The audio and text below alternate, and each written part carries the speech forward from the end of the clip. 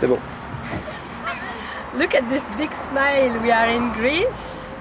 It took us a while to cross the border. I spent at least an hour, maybe an hour and a half at the Macedonian customs because again they were trying to do the things right and because our case is a little bit not so common. So they were really trying to make the things right, and the great news is then we entered now Greece, which is Schengen area, that we don't need to declare anything anymore, and have a stamp to prove that I came to Macedonia, that I had my 500 pieces of city, and that I exited Macedonia, and I won't need to show them anymore next time I will be back.